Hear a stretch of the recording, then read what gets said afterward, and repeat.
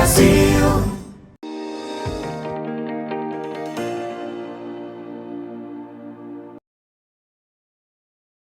Olá, você que nos acompanha aqui pelo Notícias Agrícolas. Eu sou Letícia Guimarães e a gente começa agora mais um boletim falando sobre o mercado do boi, como encerramos essa semana, nessa sexta-feira.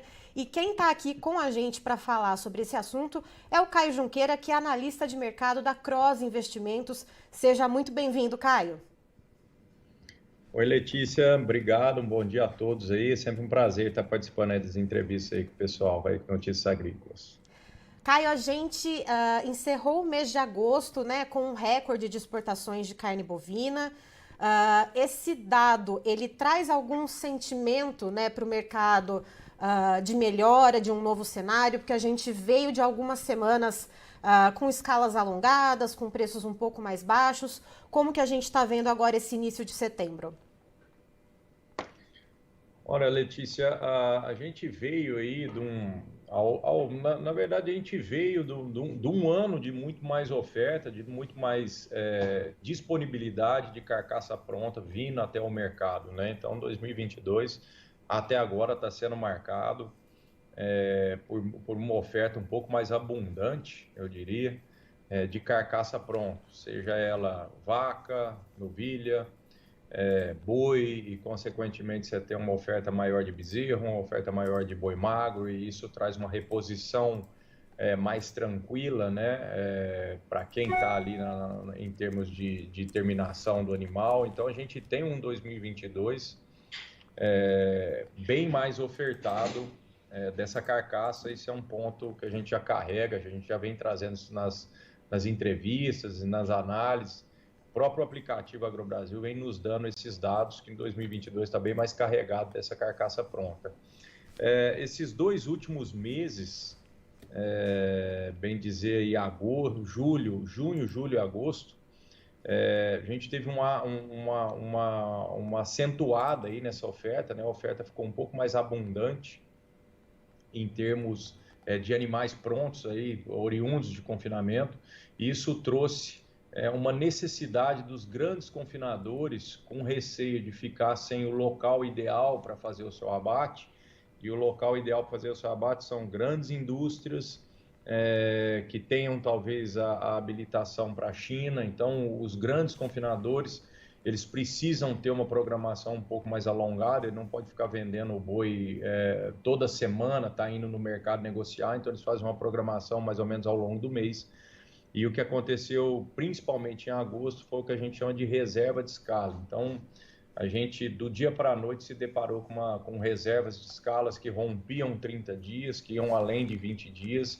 Isso colocou uma dinâmica, uma pressão extra no animal, né, no preço da arroba, isso a nível nacional. A gente tem alguns pontos, né, alguns estados que são grandes confinadores, que são o estado de São Paulo, Goiás e o sul do MT. É óbvio que a gente tem o Triângulo Mineiro, tem uma região aqui no Mato Grosso do Sul que confina bastante, a gente tem o Paraná, que tem alguns polos aí de bons confinamentos, mas esses 3 estados e essas regiões que eu citei são regiões de grandes confinamentos. Então a gente encontra confinamentos aí com estático de mais de 30 mil boi, 40 mil boi, 60 mil boi, que é o caso, e esses confinamentos estavam desovando esses animais ao longo aí de agosto e colocar algumas indústrias numa situação extremamente confortável, uma vez que você tem uma programação de saída desses animais já previamente escaladas dentro do frigorífico. Isso trouxe uma pressão extra, né, que a gente sentiu aí dentro de agosto e trouxe e levou as cotações aí, a gente levar São Paulo como base para essa análise, levou São Paulo aí a um patamar de registro efetivo dentro do aplicativo AgroBrasil de R$280, levou também um patamar de registros efetivos para boi China dentro do estado de São Paulo de R$290. Então nós tivemos realmente um vale nessas cotações que aconteceram não só dentro do estado de São Paulo, mas também Brasil afora, que foi cravado aí dentro do mês de agosto. O que a gente está olhando agora, entrando aí dentro do mês de setembro, é que esse vale de cotações começam a ficar para trás, né? A gente tem aí um vale de cotação que já ficou para trás, a gente começa a galgar, a gente começa a ver que as grandes indústrias começam a ir atrás aí dos animais. Lembrando que 1 a 2 meses atrás ela não tinha essa necessidade de ir atrás dos animais, porque os animais estavam indo para ela, em cima desse fator que eu contei para vocês, os grandes confinadores que têm que se alocar aí, né, têm que fazer as suas programações. E agora o sentimento que a gente tem é que as indústrias estão começando a se mexer, a ir atrás dos lotes prontos, perguntando para o pecuarista o que tem, o que deixa de ter. Então a gente sente que de agora para frente, a princípio, a oferta está sendo um pouco menor, tanto é que a indústria começa a se movimentar e ir atrás. Então a gente vê novos preços já acontecendo, a gente já viu o preço de boi comum já sendo negociado, sendo registrado dentro do aplicativo de R$ 300, a gente já viu o boi China sendo negociado também de R$ 305, então quer dizer, a gente vê que o vale ficou para trás, que a gente começa a galgar novos preços, né, a levantar um pouco a cabeça, mas ainda num horizonte que as escalas são confortáveis, né? A gente pega o mapa de escala, o termômetro de escala que o aplicativo AgroBrasil gera quase que a cada 1 hora ou a cada 2 horas, conforme ele faz a captação de negócio, e a gente ainda pega uma escala média ainda acima de 10 dias. Então, a gente tem um horizonte melhor, a gente tem uma leve melhora em preços, mas ainda tem aí um longo caminho pela frente, que são essas escalas ainda bem confortáveis para as indústrias. Ô, Caio, em relação à oferta, em relação a preço, perdão, essa semana o IBGE trouxe informações a respeito dos abates, né, as trimestrais de abates. Eu estou com a tela aberta aqui a respeito da carne bovina. O segundo trimestre de 2022 teve um aumento, né, de 5,7% frente ao primeiro trimestre. Esse aumento nos abates ajudou a contribuir com essa pressão de baixa nos preços que a gente viu? Sem dúvida, Letícia, é a introdução que eu acabei de fazer na entrevista, né? A gente vem já nessa sequência de mais abates desde o começo do ano. Até o aplicativo hoje mesmo, AgroBrasil, soltou um comparativo de escalas médias do segundo semestre. 2022 a gente está com 2 meses só, né? A gente tem agosto, setembro, mas se a gente olhar um comparativo entre 2022, 2021, 2020 e 2019, desde quando o aplicativo existe e faz essas coletas, você tem uma escala média de pelo menos 6, 7 dias acima da escala média desses outros anos. Então, indica realmente que a gente está com um acréscimo de abate, indica realmente que a gente está numa reversão do ciclo, né? O ciclo pecuário, esse ano ele ficou muito claro, essa inversão do ciclo, desde o começo do ano, e a gente vem nessa tecla mesmo, que a gente está com mais oferta de animal, de carcaça pronta a vir o mercado. Então, assim, por mais que agora nós estamos falando de uma leve melhora, de uma despiora do cenário, em termos de oferta, a gente ainda vem com um cenário de escalas compridas, que consequentemente são oriundas de mais oferta, de mais abate, igual o IBGE está soltando aí. Então, realmente, a gente vem num ano, 2022 está marcado, para mim, muito bem marcado, que a gente está num ano de mais oferta, de uma oferta um pouco mais abundante, que caracteriza bem essa virada de ciclo aí, né? Então, aparentemente, né, pensando nessa questão das escalas, né, e que você falou que agora os frigoríficos estão começando, né, a ir atrás dos animais, aparentemente aquela queda de braço que a gente estava vendo entre pecuaristas e indústrias, né, parece que está se arrefecendo um pouco, Caio? Sem dúvida, eu acho que se a gente partir de um dia zero, né, hoje sendo como D0, e traçar uma linha de tempo até o final do ano, eu acredito que a gente ainda passa por boas ofertas, mas a tendência é que essa oferta vá se arrefecendo, porque você não tem a ajuda da oferta do animal de pasto. Quando você tem uma abundância de carcaça ao longo do ano, e você tem essas formas de terminação, que pode ser tanto a pasto, semi-confinamento ou confinamento, quando você junta essas 3 formas de terminação, a gente acaba culminando numa oferta muito mais concentrada, que foi o que aconteceu entre junho, julho e agosto. De agora para frente, se a gente considerar D0 até 31 de dezembro, a gente tira o peso dessa saída, dessa carcaça pronta, que ela é terminada em cima do pasto. Então, você tem você tem um componente a menos para ser ofertado para terminar essa carcaça, e você tem também um componente do boi de semi-confinamento também pegando menos eficiência no ganho, porque os pastos agora começam a ficar bem menos nutritivos, então você tem ganhos que começam a ficar para trás, então você vai ficando o frigorífico fica bem exclusivo em cima da oferta de boi de confinamento. Então são ferramentas, o pasto e o semi-confinamento, que passam a dar menos peso na composição dessa oferta. Então, de agora até o final de dezembro, a gente provavelmente ainda vai carregar uma oferta um pouco maior se comparada aos outros anos, mas ela é uma oferta que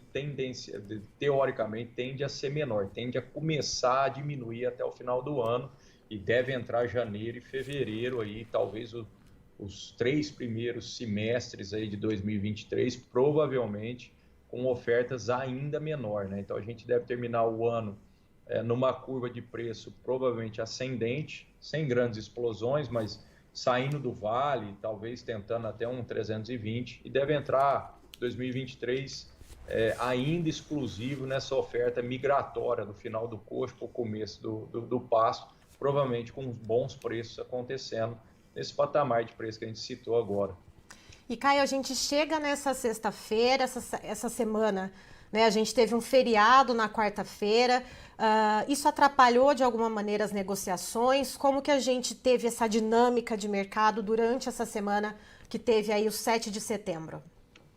A quarta-feira, para a gente que está aqui atrás das cortinas aqui no aplicativo, né, no AgroBrasil, a gente vê que a quarta-feira ela é marcada, já é um jargão aqui do próprio escritório, que a quarta-feira é o dia de se negociar boi. Então, como a quarta-feira foi um feriado, a gente teve um dia um pouco mais atípico na terça-feira em termos de volume, e na quinta-feira também um pouco mais atípico também em termos de volume de registro. Então a quarta-feira foi um feriado realmente, mas eu não achei que mudou tanto a dinâmica da negociação da semana. Para mim, o que mudou mais a negociação da semana são animais. Assim, o que marcou mais ao longo dessa semana e já a finalização da semana passada foi que animais escalados em algumas indústrias sem preços começam a ter uma briga um pouco maior. O pecuarista talvez tirando esse animal da escala porque está sem preço, ou talvez pedindo já um preço num patamar bem mais alto, porque o animal dele já está escalado. Então, o que a gente está vendo realmente é que mudou o horizonte aí, que era um horizonte de baixa, parece que mudou para um horizonte de alta ao longo dessas 2 semanas, essa semana e a metade da semana passada, né? Então o mais importante aí para nós que tem que ficar é que parece que o pior já passou, e que agora o mercado, apesar de ainda ter boas escalas, galga realmente novos preços, ou preços que a gente já via aí há 40, 50 dias atrás. Parece que a gente está começando a ver uma sondagem de uma possível negociação no animal 305, talvez um animal de 310. É óbvio que você precisa ter volume, é óbvio que você precisa ter qualidade, é óbvio que você precisa ter distância também, e é óbvio também que você precisa ter um bom relacionamento com essa indústria, né? Mas esses negócios já começam a entrar no radar, realmente colocando uma linha de horizonte, pelo menos de mais otimismo aí para o mercado da arroba agora. E Caio, a gente falou de oferta, agora falando um pouco de demanda, né? A gente encerrou o mês de agosto com um recorde de exportação. Temos aí o Auxílio Brasil, né, de R$600, temos esse período eleitoral que faz uma circulação aí de dinheiro, né, em torno da população. Estamos num começo de mês que sazonalmente a gente tem a entrada da massa salarial. Isso está também ajudando a contribuir, né? Está contribuindo, perdão, com essa nova perspectiva, com esse novo sentimento de mercado? Eu acho que principalmente, Letícia, a parte do mercado interno. O mês passado ainda foi um mês onde o mercado interno sofreu, né? Nós tivemos sucessivas baixas nos subprodutos, sebo, couro, farinha de osso. Então nós tivemos alguns subprodutos que sofreram demais entre julho e agosto em termos de preço, e agora começam a ter também uma retomada de preço. Coincidentemente, já tem aí um mês que esse auxílio salarial, auxílio, né, do governo já está circulando. Agora nós vamos passar para o segundo mês e aparentemente parece que o atacado começa a ter esse efeito já desse seguro, desses R$ 600 a mais aí para a população. Então parece que nós vamos ter uma melhora, sim, no contexto aí do mercado interno. Afinal de contas, a gente ter uma boa exportação é muito bom. A gente ter bons volumes realmente um colchão, é um breque com uma possível baixa, um acelerador com uma possível alta, mas o grande filé mesmo ainda são 65% a 70% de tudo que se produz ainda fica dentro do Brasil. Então, a grande motriz aí que daria um ânimo realmente, que a gente acha que é uma adrenalina na veia do consumo, realmente é o mercado interno. Então, se o mercado interno melhorar, a gente desenha uma leve melhora aí até o final do ano, realmente a gente pode surfar isso de uma maneira mais gratificante do que ter aí uma exportação relevante igual nós tivemos esse mês. Então a gente tem essa perspectiva para o mercado interno.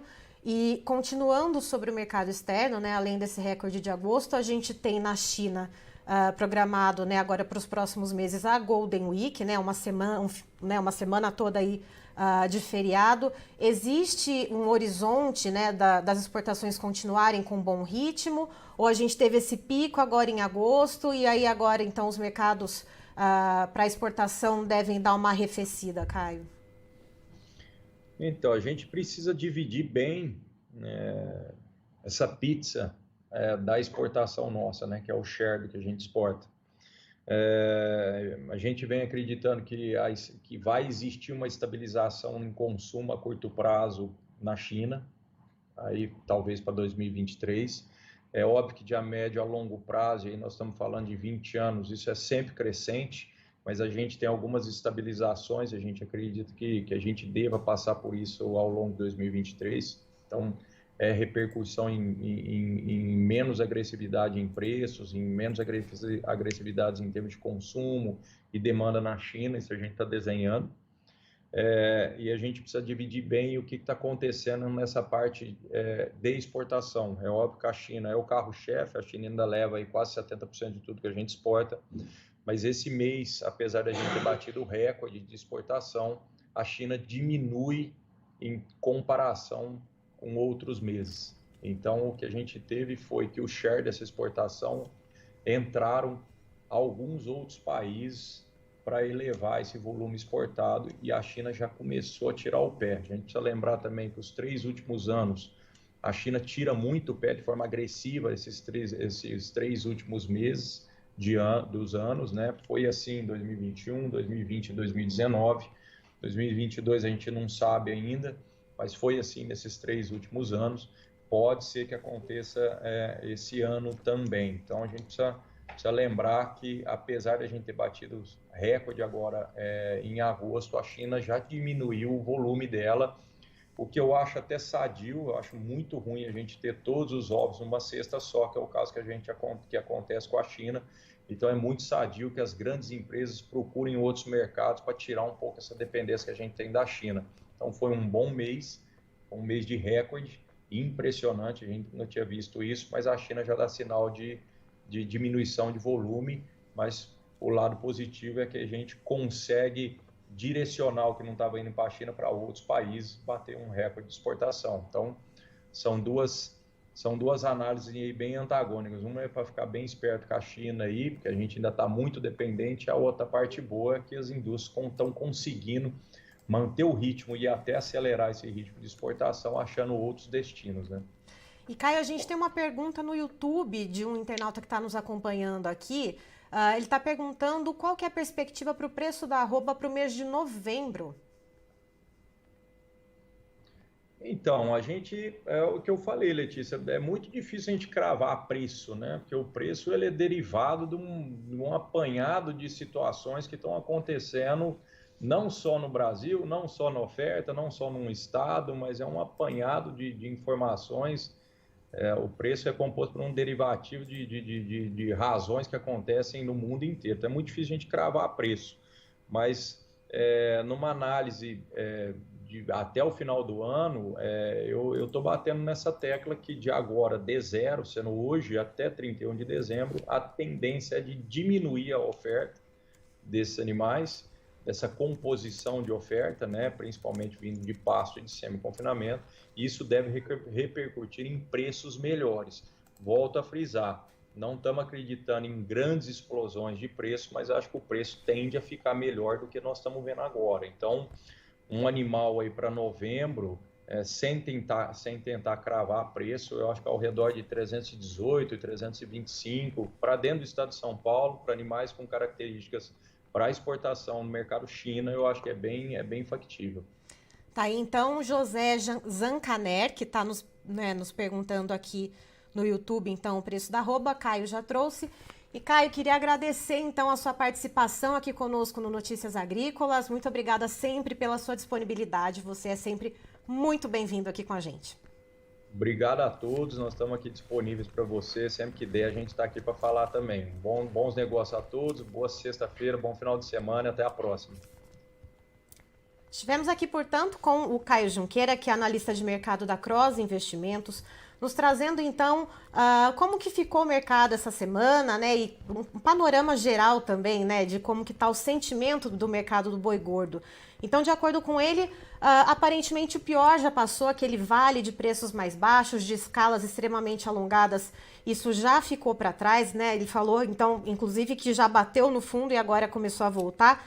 Esse bateu no fundo aí foi preços, né, referência estado de São Paulo, em torno de R$ 280 a arroba, R$ 290 o boi China. Agora já começa então a se trabalhar com R$ 300 a arroba do boi China, perdão, R$ 300 a arroba aqui para o mercado interno, 300, 305 para o boi China. Então esse mercado já começa a mudar um pouquinho de cenário, as indústrias já começam a procurar os pecuaristas, né, atrás então de animais para abate. A gente tem também a questão das exportações, temos o consumo interno, que segundo o Caio, né, a gente tem o Auxílio Brasil de R$ 600 já começando aparentemente a dar esse efeito de melhora no consumo, o que é muito positivo, já que a maior parte da produção de carne bovina fica aqui então dentro do Brasil. Então a gente tem esse cenário, né, de bater no fundo e já começar a dar sinais de melhora. Porém, segundo o Caio, até o final do ano a gente não deve ter uma explosão aí de preços, né? Mas essa crescente deve continuar nos próximos meses por um enxugamento da oferta. Christian, vamos aos preços, por favor, na tela. Então, vamos lá, os preços na Bolsa Brasileira, B3, contrato para outubro de 2022, uma alta aí de 0,57%, com a arroba valendo R$ 315,55. Para novembro, uma alta de 0,58%, valendo R$ 322,50. Uma alta, então, de 0,28% para dezembro desse ano, com um valor de R$ 322,00. E a referência para o CPEA, para o boi gordo, é de um aumento de 1%, com preço de R$ 307,00 arroba. Eu encerro por aqui, daqui a pouquinho tem mais informações para você. Notícias Agrícolas, 25 anos ao lado do produtor rural. Negociou, registrou.